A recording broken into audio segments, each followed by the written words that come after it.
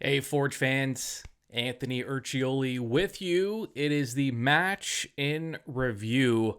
Forge FC with as an impressive win, as you'll see, 4-0 on the road against Halifax in one of the most difficult stadiums to play in. Not only do they win, but they dominate. It was a dominating game. We'll just jump right to the stats here.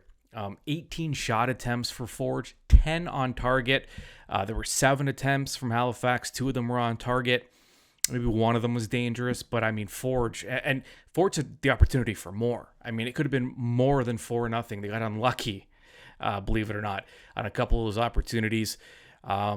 Possession was fairly equal, but I think a lot of that has to do with the fact that Forge went up early and gave themselves enough cushion and were able to. I mean, let's face it, we're human. You're going to take your foot off the pedal a bit when you're up 3-0, 4-0 in a soccer match, but even still, they won the ball back almost every time.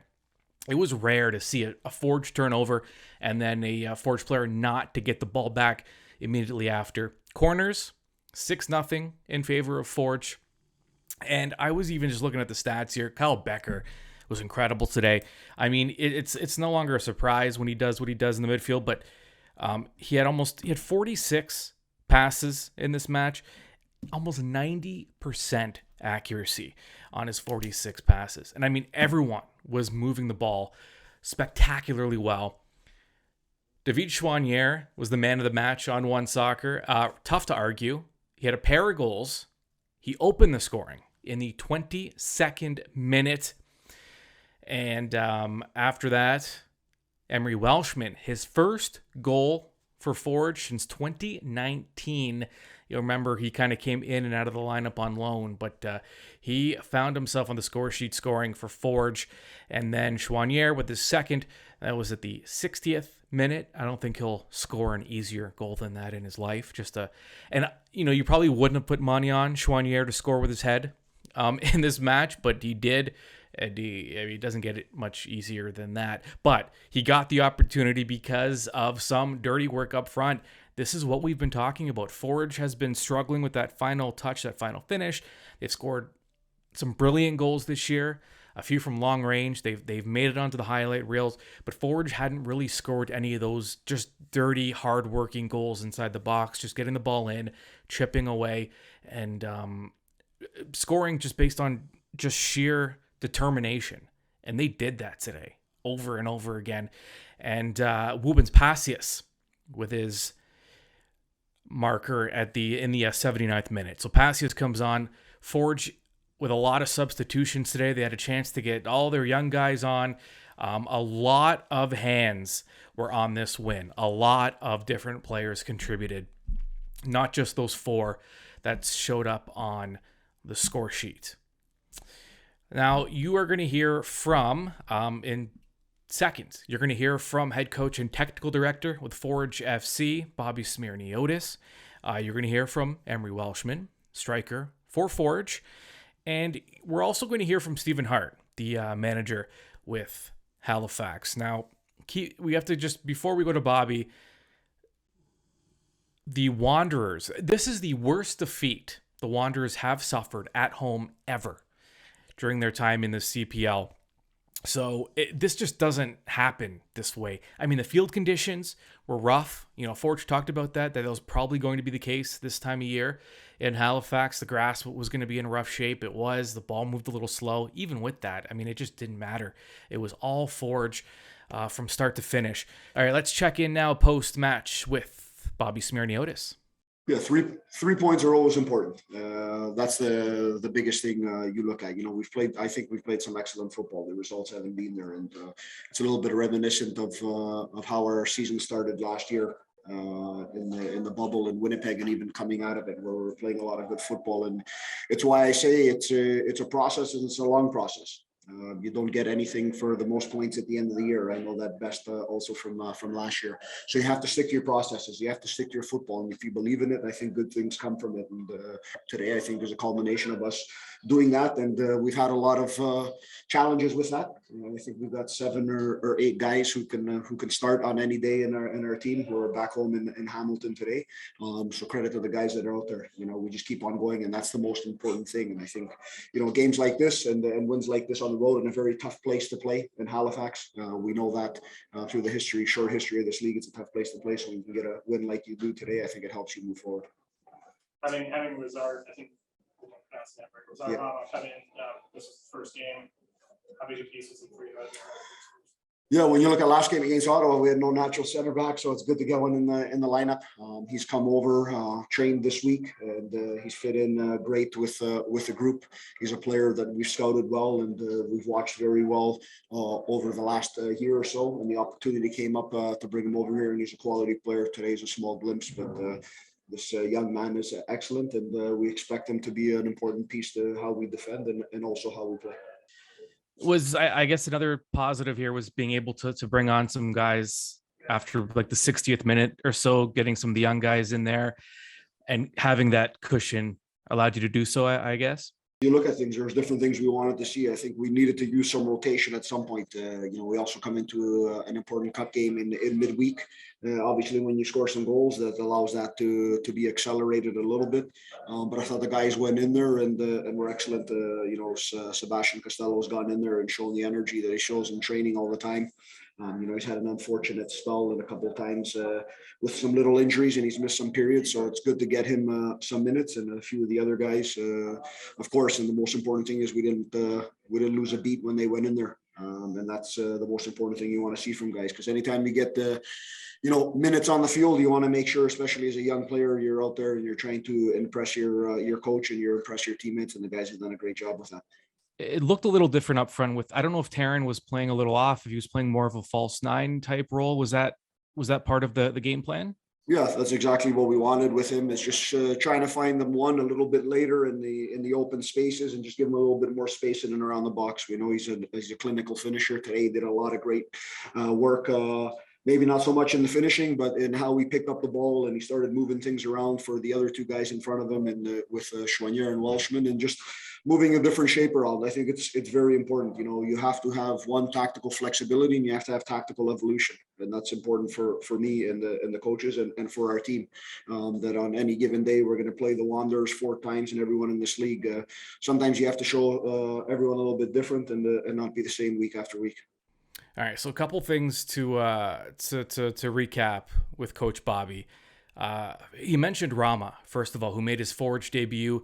His signing was made official a few days ago, thrown right into the lineup. Bobby mentioned he's really the only other natural center back they have available right now, besides Watusila. Ashton Yodianson played again, he's been incredible this year, showing his versatility. So good. But Rama was good. He's physical. I spoke to him earlier this week. He talked about the fact that he plays a physical game. He plays hard. And, I mean, boy, the physicality showed up almost immediately that you noticed Rama out there. And he showed some of his skill. He played a major role in that first goal for Forge. He made a key pass during that build-up that got Schwannier on the board. So Rama had a fantastic game, and Bobby pointed that out. And they're excited to have him, understandably.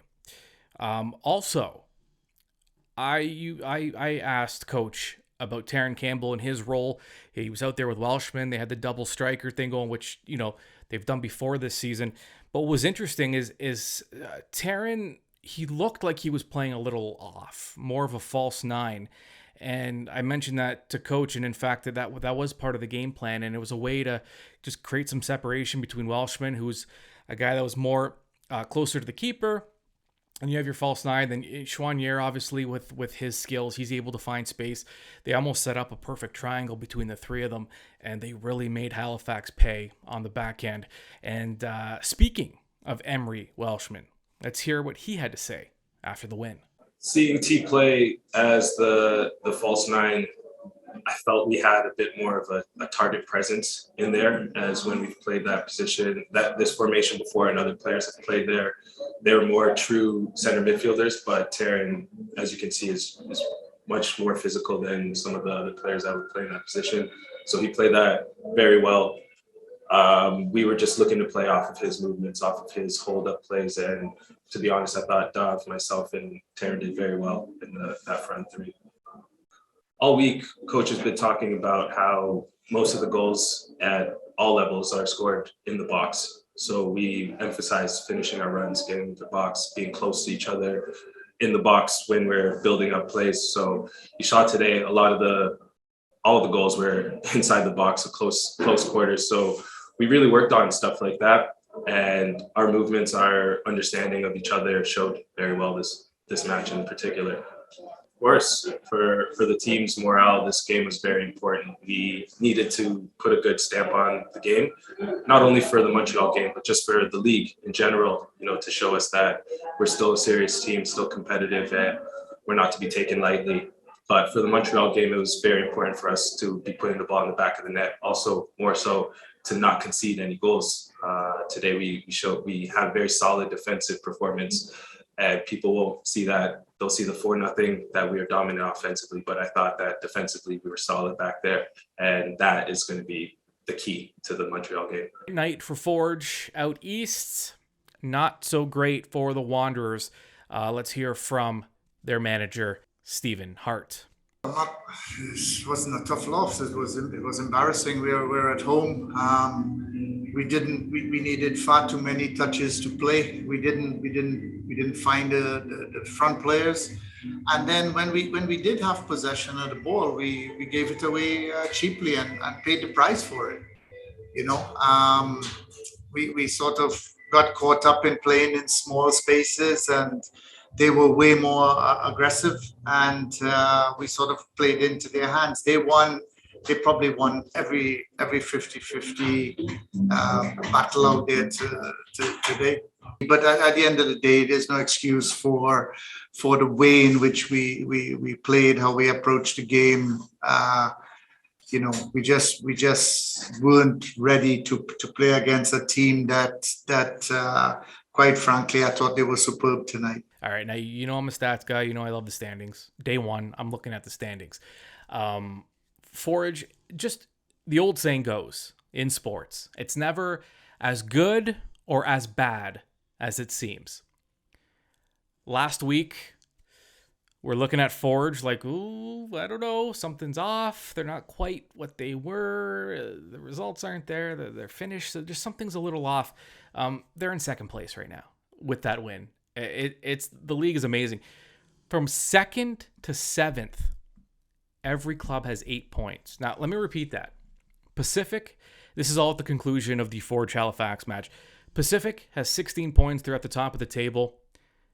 Forge has 8. Atletico has 8. And they're both in, and one's in second place, one's in seventh. So 0 points separate second to seventh, all with 8 points, and then FC Edmonton with 3. So it's especially in this league. Coach Bobby's talked about it a lot. You can get as many points as you want during the regular season. It doesn't mean much if you end up losing in the playoffs or in the final. And Forge experienced that themselves last year. So, but it's still nice. If you're a Forge fan, you look at the standings. It's like, oh, right behind Pacific. Okay, now I feel a little bit better. Forge, though, not a lot of time to celebrate.